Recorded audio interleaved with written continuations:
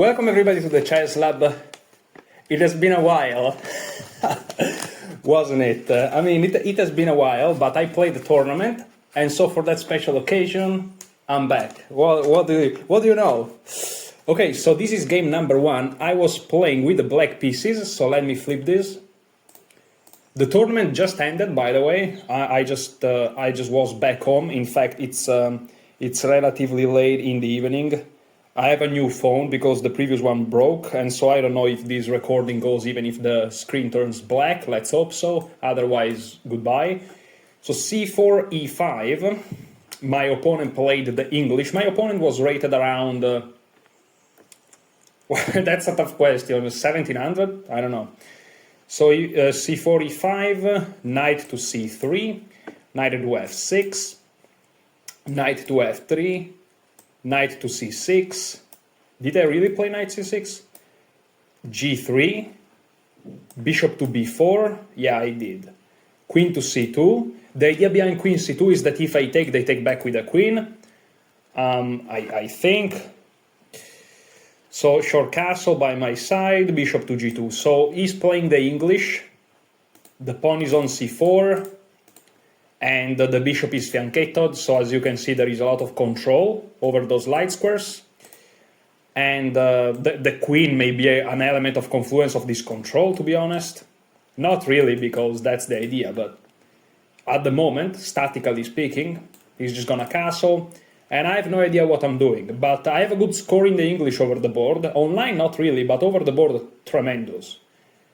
I actually may have beaten a grandmaster online. He was berserking. Jokes on him. So bishop g2, rook e1. That's what I wrote down, but of course is rook to e8. Castle by him. d6. d3.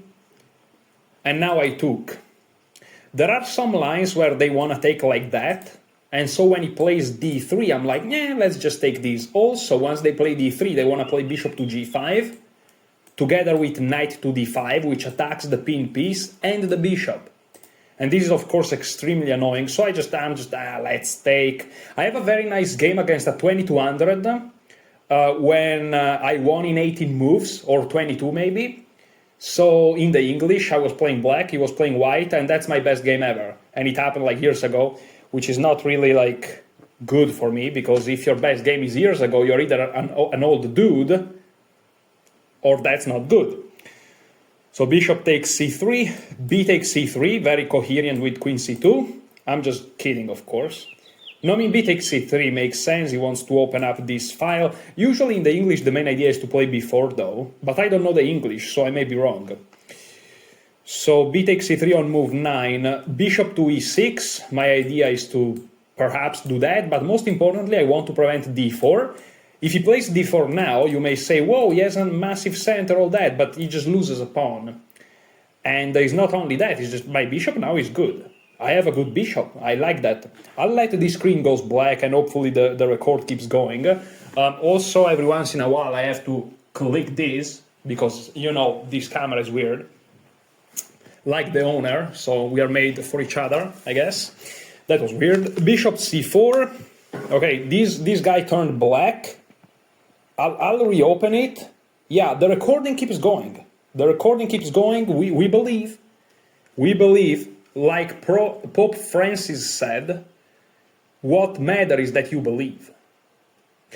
Anyways, so which move is this? 10. Yeah, but this didn't happen. So bishop takes b take bishop e6 is to prevent all of these shenanigans. Okay, bishop g5 now. As you can see, bishop g5 happened. I played h6. He took.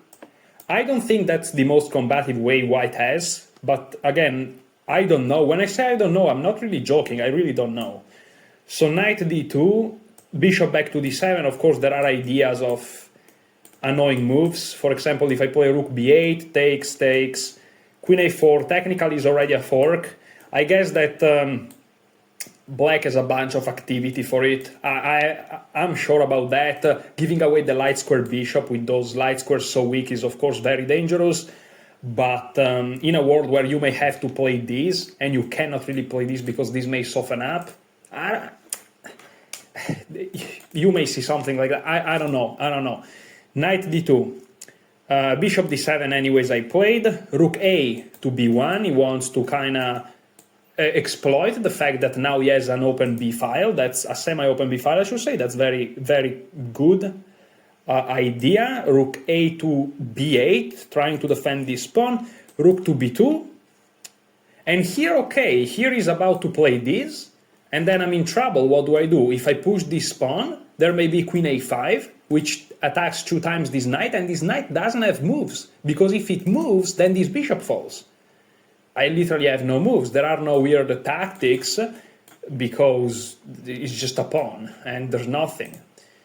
But unfortunately for my opponent, I just have a very simple move, knight a5, and this stops everything. All of a sudden, this is defended, and that's just it.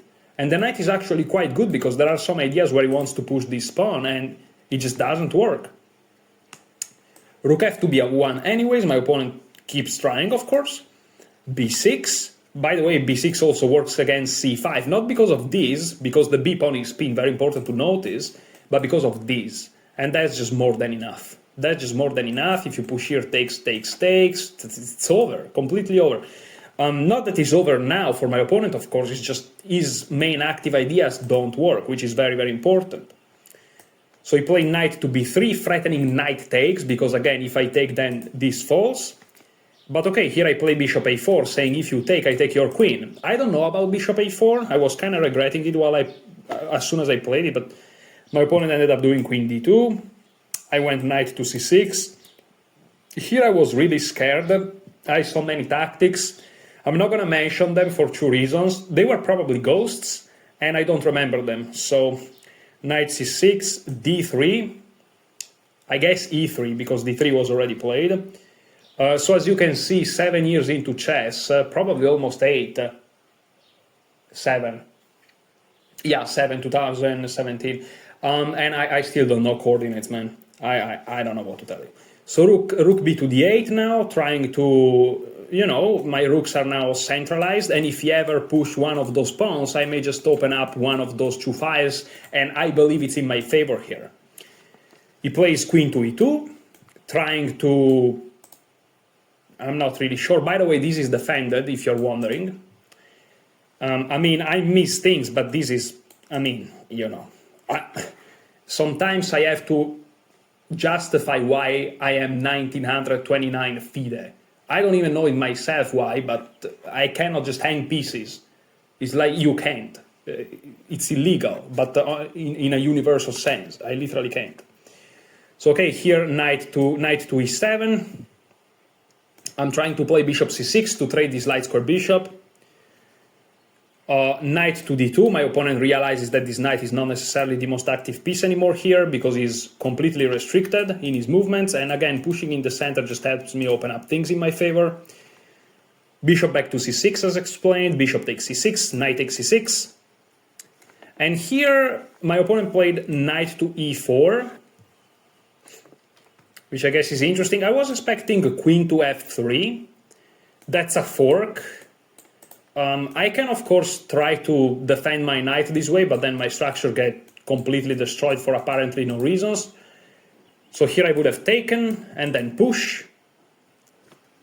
And this is a position, right? If he takes, I guess that's not super exciting, because these are weak. It's not about the fact that I win a pawn, because he can defend while attack my rook, but even if I go back, it doesn't really matter where. Let's say here, this of course doesn't work. Like, these are very bad, and he can never achieve this. And I can start to go here, here or here, and then here, and, I may even play some absolute shenanigans like this and start to have 3 pieces on it, and it's quite difficult for them to have 3 pieces to defend. Like, what do you do? This? It's disgusting. So that was definitely an endgame that I could have gone for, but he doesn't have to play that. He may try to do this, but if he plays that, then he's the same. He's the same. This may be even worse, maybe not, I don't know. I can even... No, if I push... Well, I may consider to... Every endgame, definitely black is not suffering. Wow, -2. Whew, holy smokes, that's how bad these 2 are. This may be better for white. Okay, listen, it's still better for black, of course, compared to the other variation I was mentioning. And I'm looking at this for the first time too. As you can see, I'm not like super well prepared, which, you know, I don't do YouTube anymore, so I don't give a fuck. So let's just keep roll. So knight e4, queen g6. Yeah, queen g6 pressures the knight. And you may say, why? Now queen f3, pressuring this other knight. Now knight a5. And knight a5 is a very simple move. It sets the threat of perhaps f5 and ideas as such, and rook to f8, because queen to g6 is actually a very nice move. Not that it is objectively, as you can see, I'm not using the engine, I have no fucking clue. But like, it also pins this pawn, so I may have f5, f4, which, if a rook is on the f5, may result very annoying for this queen and this knight and all of his pieces. And keep in mind that if I start to have a couple of pieces, maybe 3 on this side of the board, these 2 rooks are not playing. Just wanted to mention that. And his main move is this, which never works. Ever. So also this soften up the knight tremendously. Like, this is really bad stuff. So I play knight a5. Knight a5, of course, has a threat, but I'll ask you to find the move because my opponent missed it. My opponent was kind of on the attack all the time, so he thought that there were no threats for me, but there were. So he plays queen e2, and now I have a tactic. I can win a pawn. That's a big hint. There are no many ways to win pawns at all in this position, so that's basically, I basically give it away, but try to find it.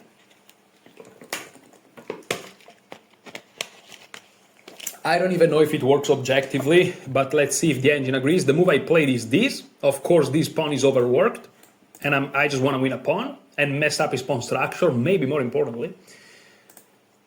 Yeah, knight takes c4, as you can see from the engine, is the first line, clearly. Knight b7 to bring the knight back into the game, and f5. So yeah, black is fine here, thanks to this tactic. It was fine even without the tactic, because the structure is a little bit weird and my structure is very healthy, and I have an active plan in the future.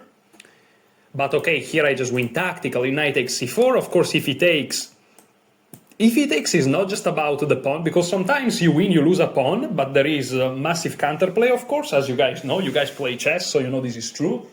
You know pawns are not the end of it all at all. But here is really bad. Here is really bad because these pawns are super weak, and the engine confirms if you want to check it. But it's really clear, because if your opponent doesn't have counterplay, that's horrible.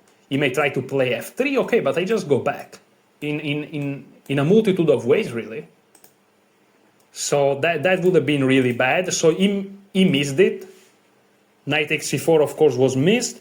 He played rook b4. He tried to become creative, which is, I think, what you should do when you are in trouble. So I think that's very good.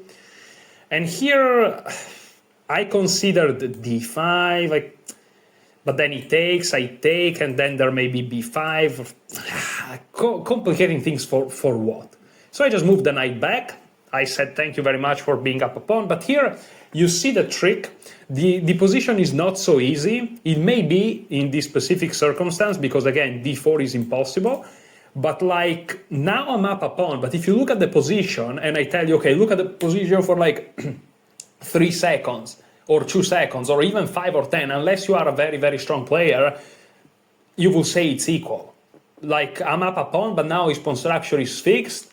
It's not the end of the world, really. I mean, the engine is like, he's crying and he's sitting in a corner, poor fish. But like, humanly speaking, of course, you're happy to be up a pawn. I was under pressure the whole time, and now I'm not anymore. That's, of course, very good. But what I'm trying to say is that, you know, white is still alive. I mean, I'm not checkmating him at all, not even close. So this is a game. He played c4. I played c5. I'm surprised by this move. Whoa. I wasn't remembering those moves at all. Am I sure that these are the moves? Holy shit. Oh, yeah. No. I had a threat here. I played c5 because if he goes back, I have this again. That's how funny this is. I have this again. This is crazy. Yeah, that's why I played c5. And of course, this forces him to go here. I'm sure the engine says that you have to go back anyways. Exactly. Typical engine, bro. Unbelievable. You know. When you know, you know. But okay, rook a4. Yeah, this is the human move, but now the rooks are uncoordinated, and look at this. There are tactics, right? So he has to be careful. Here I played d5 because now I want to open up. Well, here because if he simply goes back, I may have tactics where I take and he cannot take back with a pawn because this falls. And so he took, c takes, and maybe he could get away with knight to d2, but I genuinely don't know. But now the point is that these 2 pawns fixes this, he can never really advance, also because this will fall. And if this move, and then this pushes, this falls, so, well, knight d2 was an idea. But the point is that here I'm just trying to load against d3. Load up against d3, there are ideas like that. If I go here, the pawn is not hanging. If I go here, he's hanging, so I have to be slightly careful. Just to make you aware of the ideas. He defended the knight though, but this weakened g3, and remember this move queen g6 in the beginning? Phenomenal move. Queen g6, I love the move. Don't ask the engine if it's good because I have no idea. Here I started to have not a lot of time. I had 15 minutes, 14 and 35. I have my score sheet here, by the way. Listen, guys, to me that's not a lot of time because if you spend like 2 to 3 minutes thinking and you have 14 minutes, it's like 5 moves, 5, 6, 7 moves, depending. 4 moves, depends. So rook e to d8, rook a3. He, of course, tries to defend. I don't have this, really, because this is now consolidated. I played f5, again, trying to go now for this. So as you can see, he has 2 weaknesses, 1 and 2. 3, really. So when this happens, these are the 2 weaknesses. This is perfect. And if they are far apart, that's even better. So I found myself in the ideal situation, in the ideal scenario, where my opponent has 2 weaknesses. And that's ideal. Now, I just want to make sure that the recording is going because it would be very upsetting if it wasn't. So, okay, I'm just at the first game. I have to speed up, bro. I have to speed up. But I like make videos, you know. I should do it more often.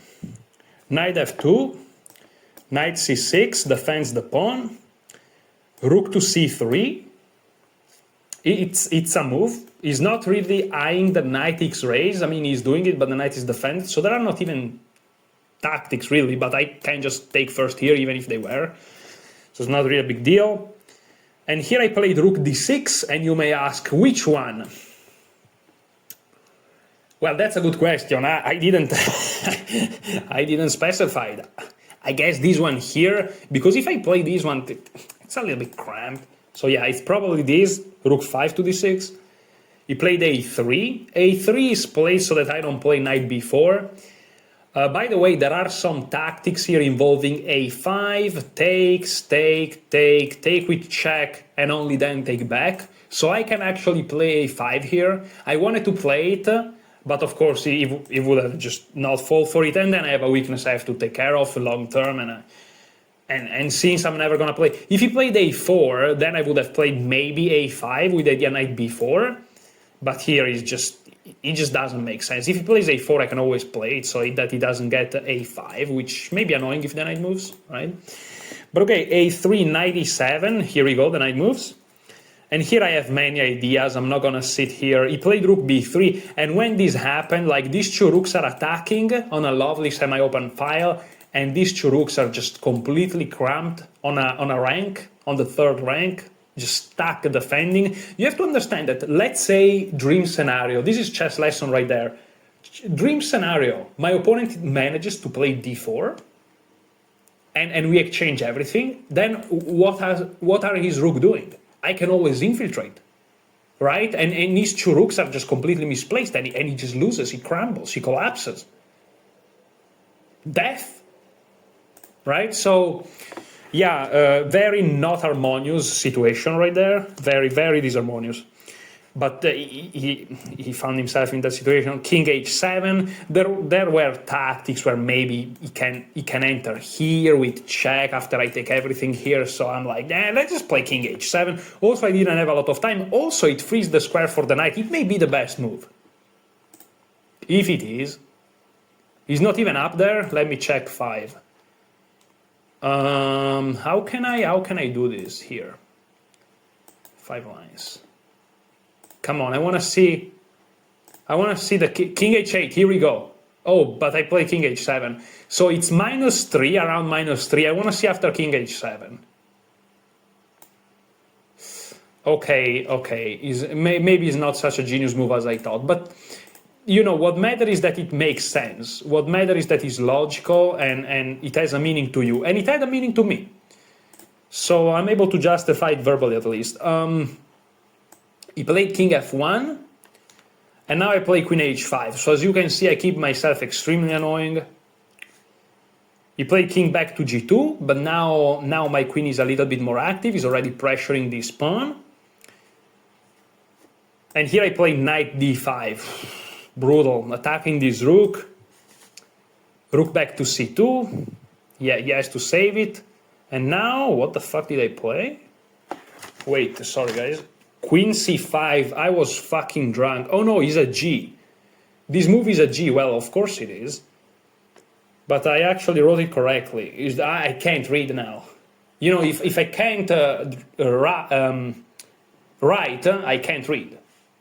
So, it's either one or the other. Here I'm attacking this pawn.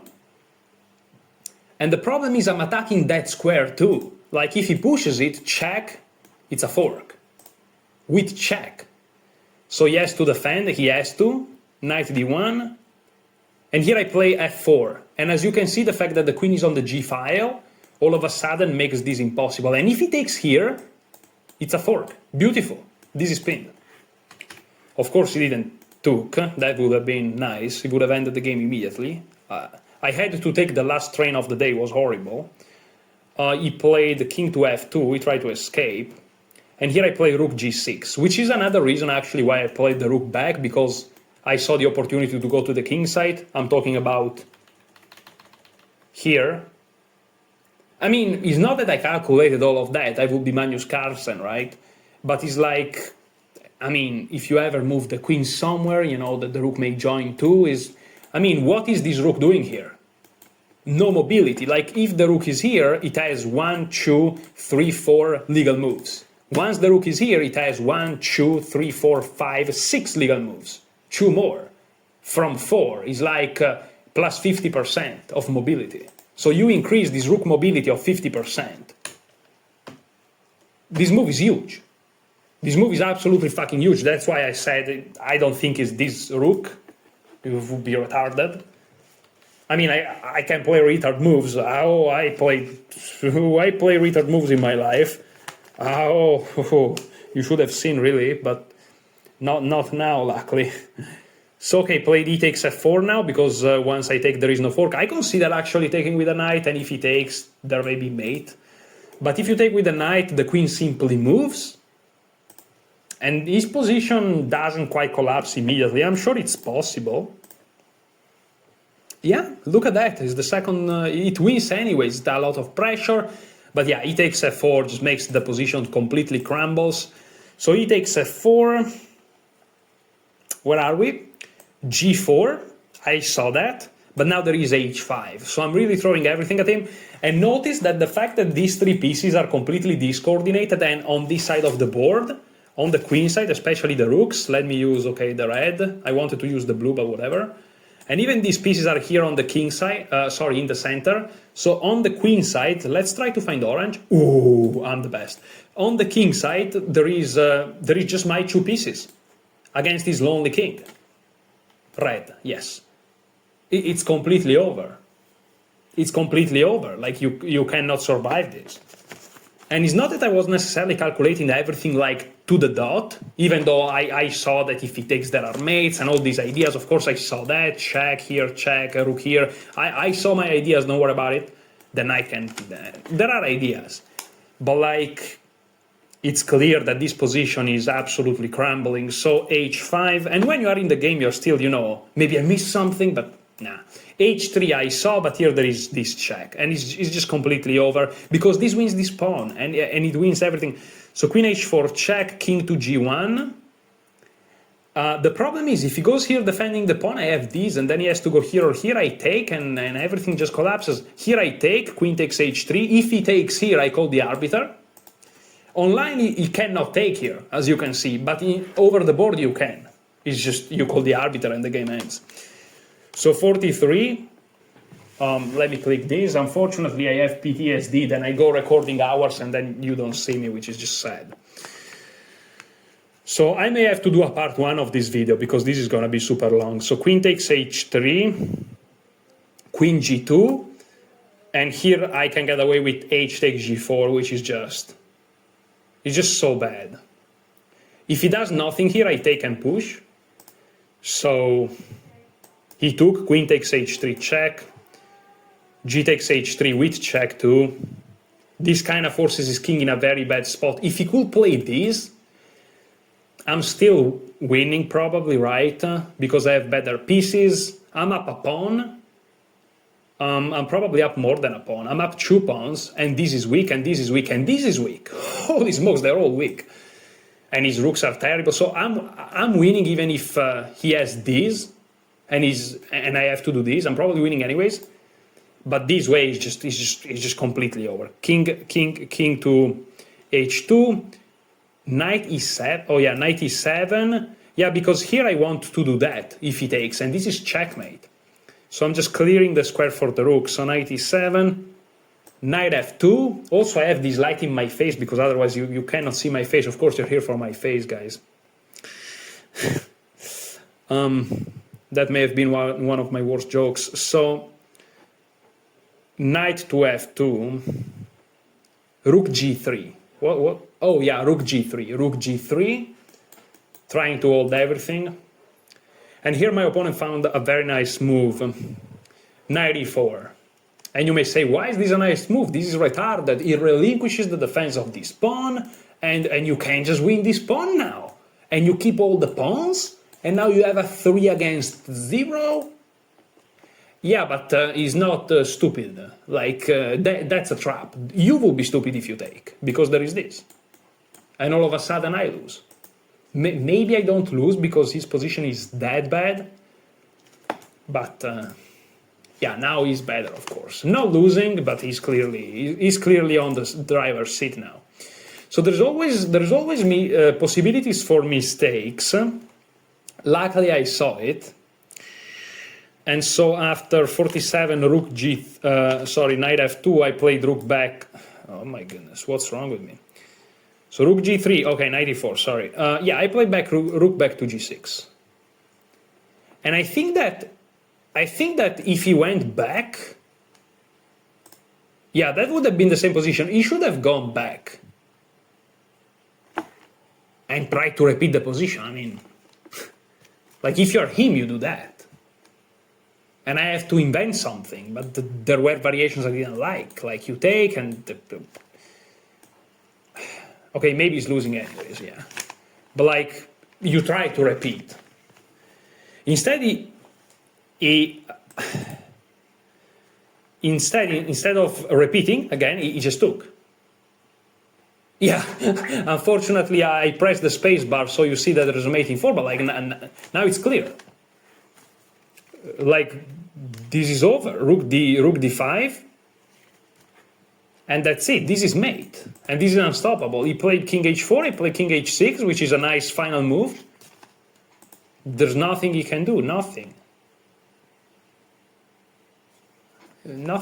There's nothing we can do. A little bit like the Napoleon meme. Nothing we can do. And that's the first game. He resigned here, of course. And as you can see, the engine confirms that's a good place to resign. I missed the mate in 4, more efficient. Let's see. Oh, rook h8. Oh, my bad, Stockfish. My bad. Yeah, rook h8 is so genius. It sets up the mate with the king. Ah, that's very nice. Rook h8 is really nice. Yeah, well, I'm proving I'm not an engine, you know. Good. So that was the first game. Let's look at the second game. Whoop. I know this video is taking forever. I'm probably gonna cut it because when it's 10 p.m. I have to stop recording and stuff. So around number 2, let's keep going. So here I was playing with the white pieces against a very strong young player. I was quite concerned before going into this game, but you know, eventually turned out the way it turned out. I played a fantasy against the Karokan. I played against a FIDE master. We played for like 60, 70 moves, and for the first 50 it was equal. And we stayed there forever. So I lost in the end, but because he's a FIDE master, I had no time. He knows how to put pressure, and inexperience paid for him. Experience paid for him, inexperience unpaid for me. But it was a good game, very nice. And this game, you'll see, it's very nice too. So I'm liking the fantasy a lot, to be honest. Over the board, against strong players, the fantasy is... Look into it, guys. Look into it, because it's very, very low theory against the Karokan. It's very nice. Especially if you're preparing a repertoire for the white pieces, prepare the fantasy, bro. Like, I'm telling you, if you play over the board, super solid. After the game, I asked the FIDE master, by the way, a young, strong 2350 FIDE master, like not one of those old dudes that are losing rating, like strong FIDE master. I asked him, what do you think over the board about the fantasy? I wasn't just talking about objective evaluation, which is fine, by the way, according to the engine, but like in tournament practice, because he's someone that plays tournament practice, and he's like, no, it's totally fine. So if you don't want to have my word, you have the word of a strong FIDE master, so here we go. So anyways, knight c3. Here, the problem is I couldn't remember theory. I don't know if here knight c3 is the best. Yeah, d takes c5. Bro, I completely... What's wrong with me? What's wrong with me? Unbelievable. Knight c3, retard, man. D takes c4. My opponent played. Holy shit. I'm playing... No, I'm fine. I played d takes c5. Here I want to keep the engine open. Again, guys, this is the only moment I'm looking at. Who is keep texting me? What the fuck is going on? I don't think I'll text, by the way. I think these are just fucking... Yeah, here we go. This is not even my phone. Like, this is my phone. This is my old phone, which is completely broke. Well, broke. It's broken, not broke. Phones have no money. Holy smokes. Let's close the internet here. It's because of the Wi-Fi that goes anyways. Anyway, so queen takes d1. Let me check if the recording keeps going. This is most important than this, because even if you don't see me, jokes aside, it doesn't matter, but it's essential you hear me. So queen takes d1. King takes d1, of course, masters. And the best move is knight takes d1. That's when you know the game is already fucking over. Okay, king takes d1, e takes f3. Now, the good thing is that here I'm attacking his pawn, so he kind of have to play that. Knight takes, I consider g takes, and on move 7, I'm not worse, it's minus 0-1, is equal, but like, white start with plus 0-4, 0-3, and after 7 moves, you are minus 0-1, I mean, come on, bro, what are you doing? But, okay, let's now look at the game without the engine, because I don't want to look at the engine. No, okay, actually, let's keep it on. It's gonna be painful. So bishop g4, h3. Ooh, I played a good move. Unbelievable. Bishop h5. If he takes... okay, so I have to give you a little bit of context. What's going on here? What's going on? I have an isolated pawn, meaning there are no pawn adjacent to this. Can he target it? Or it will be a strength? Because on one side, I'm restricting these pieces. These two knights cannot reach the natural squares, which is really good. On the other side, again, this is weak. He can start to pile up some pressure against it, right? And I may be in trouble, especially if the pawn is blocked. Imagine a light square bishop here, dark square bishop here, the knight here, and it's difficult to defend this, right? And maybe he long castle, and then he has rooks, one here, like I may just lose the pawn in 30 moves or something. But maybe, thanks to the fact that the knight cannot develop here, it's not going to be so easy for him, because maybe if he has to do this, I have dynamics, right, tactics, and, you know, fast order of operational moves, and I can create something tactically. So it's a strategical tactical struggle here. It's chess. So instead, and here is the point, because you may say, why did he go back? Why didn't take you? Ruining your pawn structure? Well, it's debatable, because now I don't have the isolated pawn anymore. And one thing is the pawn in the middle of the board, one thing is h3. h3 cannot be really considered that big of a weakness. It is a weakness, don't get me wrong, but is not the typical isolani that everyone talks about, you know what I mean? So bishop h5 is a very logical human move. The engine doesn't like it, but it doesn't really matter. Is very logical. I played bishop c4, targeting this somewhat weakness. After bishop h5 is not that big of a weakness, but, you know.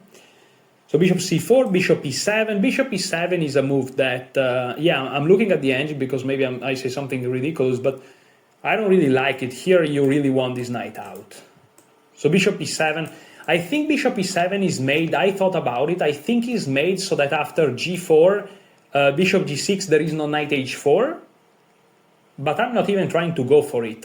I think that he played this move because, you know, in the Caro-Kann, ideas like these are typical, and even in other openings, to just take the bishop, and maybe didn't want to lose the bishop pair, which by, like, my opponent played only 2 tournaments in the past, I saw.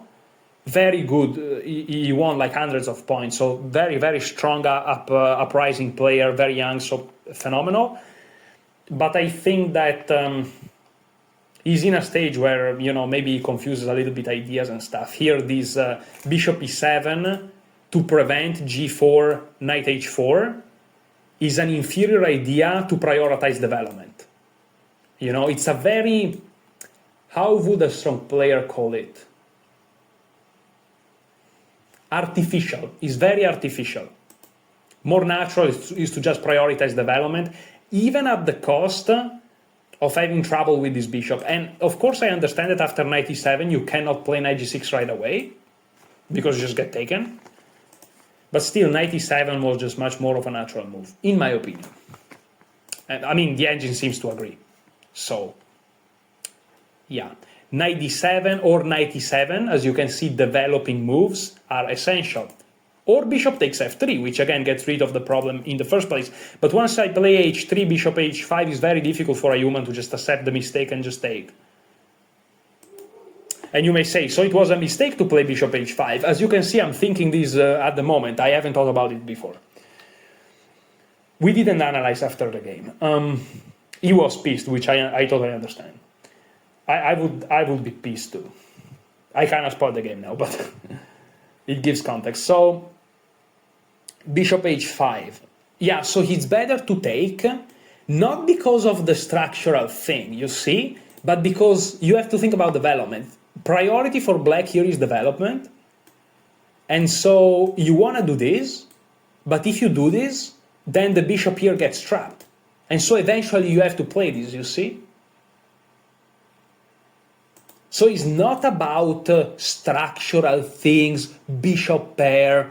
It's about understanding what's the priority in this specific position. Oh, the bishop pair is important. You don't want to get your bishop trapped in the Caro-Kann. All important concepts, they are a thing. But here, no. Here the priority is development. Very instructive. So, because of these reasons, bishop e7 may not have been the greatest of ideas. Now I play rook f1, which I don't see, so maybe that's not a good move. I guess it's not terrible. The idea is, of course, I pressure here, and now if he takes, which of course is always a possibility, and I kept that in mind. Of course he did too. We all did. Now I can take with the rook, and all of a sudden, this pawn is annoying. And if he pushes, you may say, you take, helping his development. What about pushing, for example? All of a sudden he's an isolated pawn, but he's a central passed pawn. And what if it's difficult for him to defend? What if it's in a moment when he comes with the tempo? What if his king is stuck in the center? I can infiltrate with the rook. I don't know. So, you know, we were thinking about all these things. I also came late to the game because my train reached the city at the moment when the game starts, and it takes like 10 minutes of walking to get to the playing hall. And so I was like 15 minutes late around that. But he spent a lot of time thinking. My opponent, you know, he basically had the same age of mine when I started to play chess, and he much stronger than when I started to play chess at that age, by the way. So good for him. But like, he reminds me a lot of myself when I was at that level of experience, not strength, because again, he's stronger, I have much higher rating, but you know, taking a lot of time, playing some artificial moves, but they have a sense to you and they're logical. So, like, this game may not put my opponent in a good light, but I really like the way that he approached the game as a whole. He really reminded of myself. I could not tell him that because he didn't want to analyze afterwards, but I only had good words for him. But I totally understand that he didn't want to analyze because, yeah, I totally understand. I remember in 2017 I played against a master. I lost brutally, a FIDE master. I had an opportunity to maybe do a great analysis, but I just walked away. So I totally understand him completely. So anyways, I was pissed, that's what I'm saying. So yeah, chess. So knight d7, g4 now. Bro, I'm actually playing some decent moves. What the fuck? Okay. Bishop g6, of course. Okay, here I don't see my move. Oh, now I see it now. I played bishop e3. So here I had ideas of like playing knight g5 and stuff. So first of all, what's easy threatening? He's threatening to long castle and then just take with check, discover check. So I had enough of an idea of crazy variations, bro. You have no idea. You have no idea. Absolutely insane variations. They don't work though, so let's just move on. Here I play bishop e3. 12 bishop e3. He long castled. It's equal, as you can see, but I don't know if you know what this means in Italian. This is a word in Italian, you know, gestures are words. This means I'm scared as fuck. So this is what the fuck are you talking about, but this is I'm scared as fuck. You have to learn this, guys. So you have to. So, long castle. And here, bro, I found the best move. I'm the best. This is the best move I've ever played in my life. So here I play king c1. And you may say, why the fuck did you play king c1 and why the fuck is the best move? What the fuck is going on? You're using a lot of curse words today, bro, aren't you? Stop with the French, man. So, you know, if you look at this position and you exclude all the tactics, and by the way, I'll have to create a two-part video because this is, after this game, I'm probably gonna stop. What hour is it now? 21:27. Maybe I'll have time for the third game, but this is huge. So what's going on here? This is one of the craziest chess moments of my life. This is not some YouTube hype. I'm not exaggerating. This is genuinely insane. There is a move which is just blew my mind. First time in this game, there is gonna be a second time, but this is insane. Maybe the other one is crazier, but this is absolutely, I have no words. So what's going on here? He's threatening to take with check. So as you can see, this pawn may be under fire. We talked about it previously. So what do? Well, if you look at this position, again, without thinking about tactics, you have to move the king, because of course you don't want to put pieces because they're going to be under pin. Where do you move the king? Well, instinctually, you don't put it here because you want to move the king and connect the rooks. This is logical. I cannot short castle because that's the wrong side of the board. I already moved my king. You know, in the game I thought about it, but I'm like, unfortunately, I'm not playing black. You play king e2, bro. Let's be real. You are connecting the rooks. You played bishop e3 previously. Now the king supports the bishop. It's also beautiful. It's so beautiful. The problem is that here there is like insanity. So here there is bishop takes, which is not good, but the reason is like here there are complications. So I was discussing with a friend of mine why or why not to take here now or here. He suggested this. I didn't like it because after this I was afraid that even if I saw this, I was afraid I'm getting squeezed, but there is rook c1 and knight plays. So, but the variation I saw in my mind was this. So remember, guys, I played king c1 in the game because I wanted to keep this defended. And you may say why? Because if I play king e2, he will take. He's up a pawn, but I can take one pawn back. However, here there is, and I'm happy to see that the engine actually gives it as the best move. there is this absolutely out of the blue bishop d3. What? Now that you see it, it's obvious. Well, thank you very much, I show it to you. But imagine like being here in the game and you're like, what do I do? It's not so easy to see king e2, bishop takes c2, bishop takes f7, bishop d3. Let me tell you that, it's not so easy at all. I may have seen it even before that, to be honest. But I don't want to claim things that are not true. So let's say that I saw it here, which I definitely did. And I think he did too, by the way. Very strong player, I'm telling you. You may say, bishop d3, what the fuck is bishop d3? Well, I cannot just move away the king, because he wins the rook. He wins an exchange. So I have to take. And you may say, you are up a piece, bro. What are you talking about? Yeah, but there is this. Boom. That's the whole point. I know that now it's obvious. Thank you. Again, thank you very much. I guarantee you it's not that obvious when you're playing the game. That's some... these are not some theoretical crazy moves. In theory, it's easy to see. But these are some practical insane moves. Being able to see bishop d3 in a real game, in real calculation, after you have been here for like hours. Here I have, holy shit, we had 23 minutes here. Wait a second. Move 13, king c1, 23 minutes I had, and he played long castle with, he had around 30 minutes, let's say. Because he spent a lot of time. He went from 40 to 20. So we already talked 1 hour each. Our brain were already gone. You are in the tournament. You are in the trenches. These are crazy moves. Crazy moves. Now with the computer, with me telling you exactly what's going on, it's easy. But when you're there, bro, bishop d3 is not easy to see. Especially from before, right? Oops, my bad. Bishop d3. Bishop, king takes, of course. Knight takes. And this is just a double check, which is the strongest move in chess. Well, of course, except for en passant checkmate, right? That's just completely over. King c2, knight takes f7, and he's up a pawn. And the fact that I managed to calculate from after long castle that here he's actually up a pawn, which counting pawns for me is very difficult. I realized that he was up a pawn here.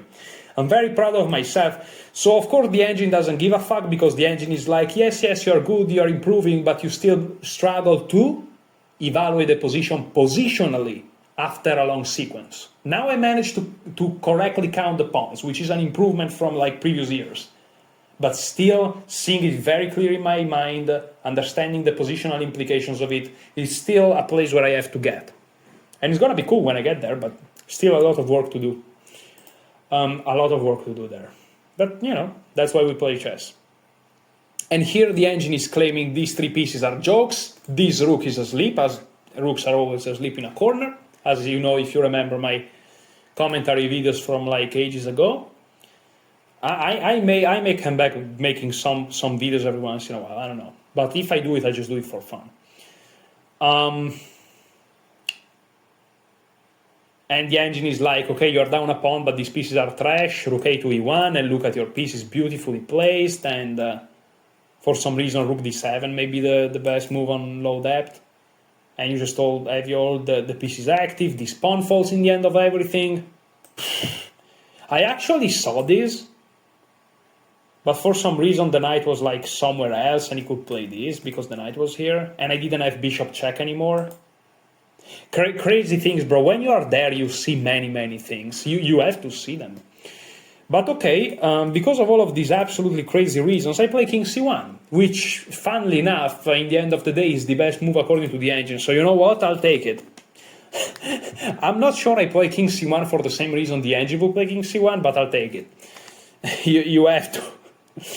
So king c1 on move 13, and this is not even the craziest move of the game. There's going to be a move that is, to me, it's so mind-blowing. I don't think it's the best move. I think the engine is just going to bring me back to school. Okay, plays king b8. Now he's kind of out of the woods. I tried rook d1. I'm trying to pin this knight because in my mind he's trying to develop these pieces. He wants to play bishop c5 especially.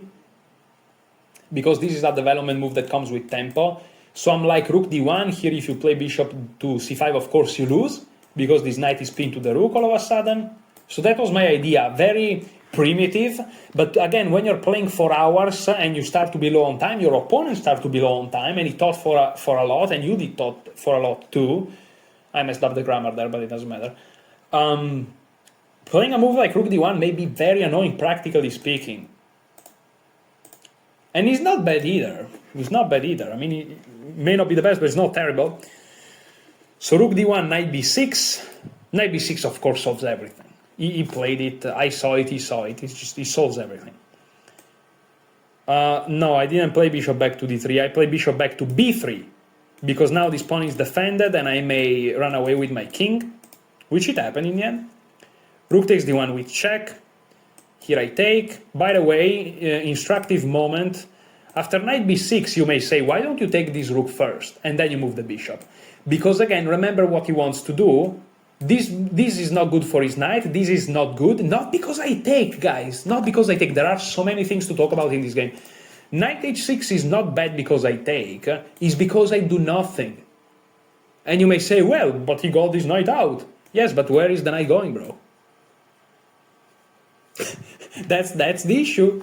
That's the issue. And if he pushes this, with the knight here I push, and then my pawns are completely restricting the knight forever. And all of a sudden you are not sure you... And also the bishop. So that's the problem. So what he wants to do? Well, he wants to bring the knight here. So if I take, I'm forcing him to free the square for the knight. I'm helping his pieces. You think I'm removing one of the most active pieces yet, which is true, but I'm also helping his pieces. For the engine is always equal, right? But concretely speaking, this is easier for my opponent, I believe. I may be wrong, but this is what I believe. So he has to take, and now I take with the king, and I am the one helping my pieces. So hopefully this is instructing for you, even if I'm wrong concretely, the concepts that I'm giving you, these are very instructive. You should buy Grandmaster Raven's third course on strategy. You find it on Chessable. This is not sponsored. Do you see link of affiliations? It's just a great course. This restriction thing, I took it from that course. And I just looked at a couple of chapters. And I was sleep deprived, as I always am. So king takes d1. He played bishop to... he didn't play bishop before. Did he? Oh yeah, he did. Bishop before, but I think is the best move. He's definitely up there. Humanly speaking, is great. You're fine. As you can see, he moves away the bishop. That's the theme. I play the best move, knight e2. Of course, you don't want this, which is not the end of the world because you get the bishop pair. There is always thing to... Chess is very multifaceted, very complex. That's why we play it, but I prefer knight d2. The engine prefers e2, so that's great. Here he played knight d5. I was happy to see knight d5. Notice the evaluation is not 0 anymore. It's not 0 anymore, guys. You should notice these things. And you may say, why? Because I take. And you may say, oh, you just talk about the bishop pair. And now you just give it away. Yes, but there is a twist. There is always twists. As you can see, things like the bishop pair are not things that are set in stone.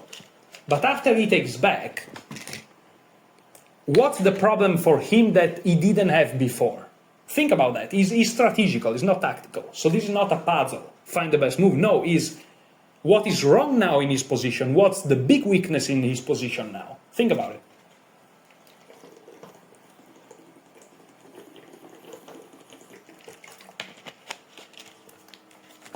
Okay, his pawn, now he also has an isolated pawn like I do, because there are no pawns of his own color adjacent to him, like there are no for me. Meaning he can never push a pawn to defend, because there are no pawns. That's the point of an isolated pawn. And you may say, well, you have an isolated pawn, he has two, what's the big deal? Well, the big deal is that paradoxically enough, this is a relatively close position, believe it or not, because it's quite difficult to move pieces around, and guess who likes to move around in kind of crampy close positions? Knights. So, it's like the meme, I'm not trapped here with you, you are trapped here with me. It's like a quote from a film. And here the quote is not that you have the bishop pair, is that I have the pair of knights. You know, that's kind of remake of that. Because all of a sudden, maybe my next move explain it to you, which is also the best move by the engine, knight f4. And now you start to understand. Boom, boom, boom. Everything is under attack. Everything is under fire. I'm about to play king e2, rook to d1. How do you defend this pawn? Very simple question, but very hard to answer. So knight f4. No, I was very, very proud of this game. In my opinion, I played it very well. Consider my level of strength, of course. Objectively, if a grandmaster look at this, like, yeah, it's just a game. But for me, it's a great game. So knight f4. He played b6. Here is the moment, guys. Here there are the craziest tactics you've ever seen. He played b6. Now, you're probably thinking, no, don't look at the engine. Don't look at the engine. After b6, you may think, okay, your opponent is just a moron. He, of course, blundered the pawn. No. You guys don't understand. My opponent is not a moron. My opponent is a genius. Now, unfortunately, his position is objectively bad, and this move doesn't work in this specific circumstance, whatever. But the ideas that there are behind the b6 and in general in the position are mind-blowing. Fucking mind-blowing. First of all, he didn't blunder the pawn. Okay? Let's make this very clear. What hour is it? Yeah, this is gonna be the last game that I analyze. If I take, there is a fork.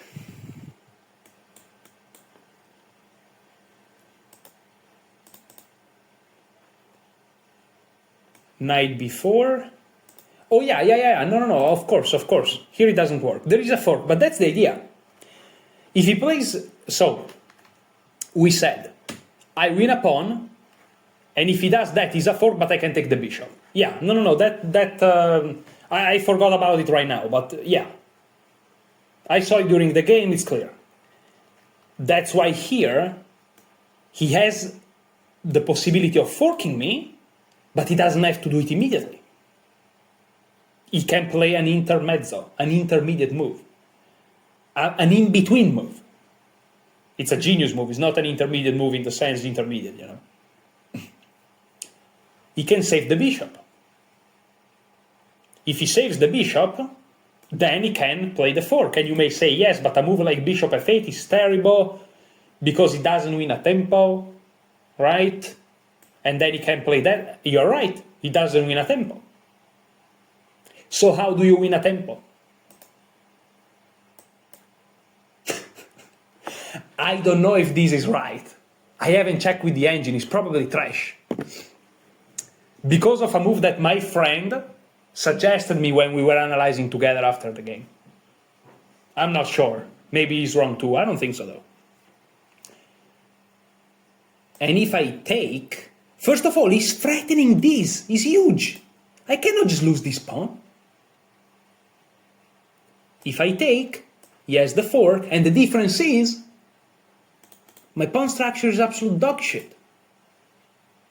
And so yes, I'll save my piece, and then he will take back, and we will have equal pieces, because right now I'm up a piece, but my structure is dog shit.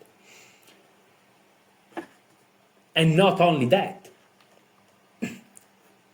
if here I first save the knight with a move like knight c3, or let's say, because knight c3, this is like a fork, a real fork, so that's not good. Let's say that I save my knight with knight d2. If these are just exemplificatory moves, this, and here again is just an exemplificatory move. Here I lose the pawn, but let's say that I don't lose the pawn.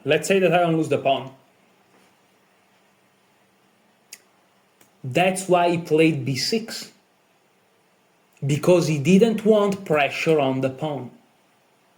Now, this is we looked at all these moves together with this friend of mine, strong candidate master, and he said maybe that's why he played b6. And I was like, yeah, maybe that's why he played b6.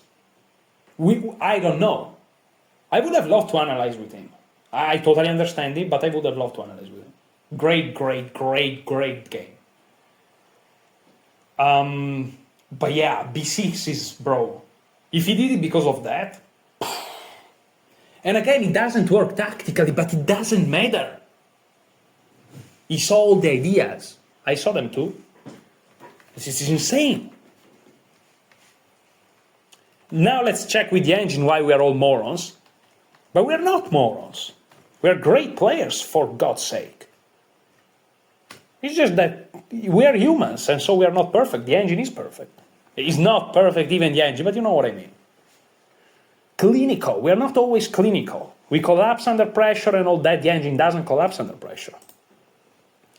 So let's see why we are all morons. So after b6, it turns out we actually are morons, right? It turns out this move is actually bad, which is just insane. But not because of knight takes d5. Look at that. But I want to see the line. So knight takes d5, bishop e4 apparently is not super good because this comes with check. And he may have some counterplay involving h5. Okay, but what if he plays this? Oh, just b takes a3, bishop e4. And here my friend, actually my candidate master friend, here I think that found a sacra. Yeah, he found knight takes b6, which is cute. A takes b6 though. And after I take here, knight d7. Yeah, the engine always finds a way to really simplify things. But this falls, right? My friend stopped here the analysis and he was like, this is crashing for white. I agreed with him, so I also said that. But it turns out that maybe the variation we saw was a little bit different, but here are the best move according to the engine. So what if he takes? Oh, yeah. Yeah, no, but I mean, aside from knight takes, there is just b takes. The engine is like a cold stone killer. c4, a move that no one considered ever. And the engine is just, oh, because this prevents that. Oh. You have to go for the counterplay, but it's not justified. After g5, the knight is dead. Holy shit. Holy shit. It's, oh my goodness. And you may say, well, why not take here then? Well, because now you have a connected pass pawn, it's completely fucking over. And you may even start to push that. The double A pawns are an asset. I'll close the analysis, bro. Let's go fast. So this wasn't played. I didn't capture. I mean, after b6, I didn't capture. I'm like, I'm good. I could have, though. I just played it very simple. As you can see, the second best move, c3. I played it simple. Wait, oh no, c3 is actually better than taking? Well, then you know what, I'm a genius. I don't know why I'm a genius, but I am. So, that's what mattered to be. So he went back to e7, maybe c5 was better, we don't know. Yeah, probably, oh, that was the mistake in the end? Yeah, bishop c5 was probably better. Yeah. Yeah. But okay, listen, a lot of pressure. My opponent had 15 minutes, I had 7. But we thought a lot. This was not a game that you just think, you just take your time because you go around. This is a game where you sit down and you think. So me and my opponent were both really, really tired, but he was the one kind of a little bit, especially in those last moves, under pressure. So the thinking power was more on him. I really want to put my opponent in good light because I genuinely believe that he will become very, very strong in the future. And I want to make sure that everyone knows I call it. So bishop e7, if he doesn't get discouraged, of course, because young people may get discouraged of things, but okay.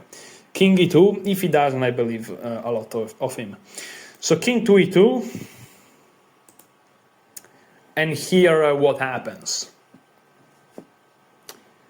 Well, here he has to find counterplay, because if he doesn't, I'm just gonna... Now, king e2 defends the knight, so I'm actually threatening this with no repercussions, because this is not a fork anymore. I can just move this knight here, and I just up a pawn, clean. So he has to do something. The engine starts to say king c8 to try to do so, okay. He tried h5, again, humanly speaking, that's what you do. He asked me the draw here. I mean, he saw that I was down on time. I considered it. Because I was down on time, he had the bishop pair. If I don't find exactly what to do, I'm lost. Because I know that you're looking at the engine now, you're getting horny, and you're like, oh, that's so easy. There's nothing easy in chess. And in such positions, there's nothing easy at all. But here I decided, I thought that this one, I thought that many moves won. But I'm like, let's go for the simple one. But it turns out the simple one is the best, clean best. So it's not that all moves win here at all. I went for this, which is similar to the variation we saw before.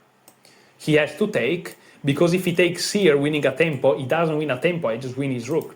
So he has to take, and here I just buried him alive. He's like Mr. Beast. Except he's not.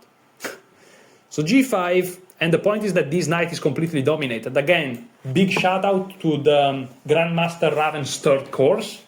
This one here. You guys need to know it. You need to know it. Yeah, I may be studying some openings. You guys don't worry about that. Archived. Where are the archived here? Don't worry about these things. You guys don't worry. Here we go. This one here. I looked a couple of. I didn't even look at any variation. This course here, guys. Phenomenal. Phenomenal. Like phenomenal. You have to understand that everyone study openings. If you start to study a little bit of strategy and tactics, which I also will start to do, I'll buy some tactics courses, you'll have an edge on the competition because no one does it. This just the concept of dominating the pieces, the minor pieces with the pawns. I try to apply it. Look at that. Of course, it doesn't always happen, but like it's useful to know these things and to have seen them and explained by someone who's very strong. So g5 just buried him alive. The knight cannot go out, the rook cannot go out, the bishop is stuck, the bishop is stuck. That's not what he played, that's a misclick by me. So g5, it's about to be over, guys, don't worry. It's about to be over, and then I'll let you go because it's been late. Bishop c5, here I go for full activity, knight h4 attacks the pawn. Knight e7, he has to defend. If he takes, he just helps me bring my king closer to his pawn, which again is an isolated pawn, and guess what? My pieces are just better coordinated. It's not easy for him to attack me, but it's easy for me to attack him. He has to like do some zigzag. So knight e7, rook f1, of course, you control. And now he can move his pieces out, but my pieces now are too active. So even if he can do that, he cannot play knight f5 because take, and every endgame is winning for me. That's the problem. I calculated that, of course. He took. And you may say, why now he takes and not before? Because pressure, there is not anything more to do. Like, now it's collapsing time. Rook e8. Rook e8 may look suspicious, but is actually very sensible. The idea is that after I play rook f7, which I did, which is also best, which I'm happy to see, he played knight c6, but the idea behind the rook to e8 was this. And after you take, you don't take back, but you check first with a fork. And after I play king f4, yeah, the idea is that if I move like here, he can take, right? And it's equal, as you can see, because then this falls. But of course, so rook e8 kind of gives him hope. It doesn't work, of course, but it gives him hope. But here, if check, this check is annoying, but then he doesn't win the pawn. I just move. And after take here even, creating this passed pawn, or take here and he's just winning. And if instead of rook e4 he takes, then I just take, and I just win. I also saw the line, if my king was here and I play this, then this is fine for him. But if my king was here, for example, I saw this. Very nice. So then I win this and then this. Of course, it's more complicated and maybe it doesn't work. It's funny how it's the second best move by the engine, though. But this didn't happen. Knight f5 didn't happen, but that's kind of a big idea behind rook e8. Rook e8 in general just pressures the point, so it's very logical. Knight c6, knight takes g6, knight takes g6, knight takes g6, rook takes. And technically, material is equal now. He won back the pawn thanks to rook e8, as you can see. And you may say, why did you allow it? Because I saw all of that, and after king to f8, I'm just in a winning endgame. Because I'm about to take this pawn, which is undefendable, but it's not just a pawn. He can go pawn hunting if he wants, but the problem is that now this is a passed pawn very close to promotion, supported by the king and the rook, and his king is completely far away. And I can also take that, and then I have two connected passed pawns. Completely over, he tried rook e2. There is this threat, but of course I just take, so if check, there's nothing. Of course, maybe more clinical is to take here, at least humanly speaking, no, but also engine-wise, but he checked me. Which I get it, but like, and of course everything is lost here, but king e5 is a nice little move that helps my king move forward. There may be the argument that it cuts the king off, but it's not a sufficient argument, unfortunately, in this situation. This is completely lost. So after king e5, okay, he resigned here. Yeah, he resigned. There's nothing to be done. You may say, what about taking here? I guess there are a billion moves, but yeah, just g6. And the problem is, every time he goes behind the pawn, I can move my king closer. And if he check me, I can go here, and then all of a sudden the presence of these two pawns is crucial. I move my rook, not even far away really, and then I score the pawn, he will sacrifice, and he doesn't have enough pawns, you know, here. So g6 just wins. Everything wins. I'm just making random moves. Everything wins. Literally everything wins. Everything wins. Like, all the ideas win. All the ideas.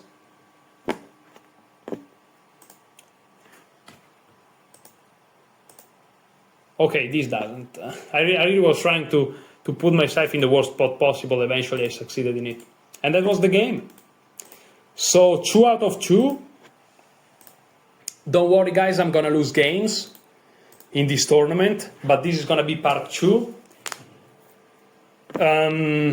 Yeah, as you can see, the calculation for the rating changed. Well, some of you are not gonna watch the next video, and very few people made it this far, so if you made this far, thank you very much.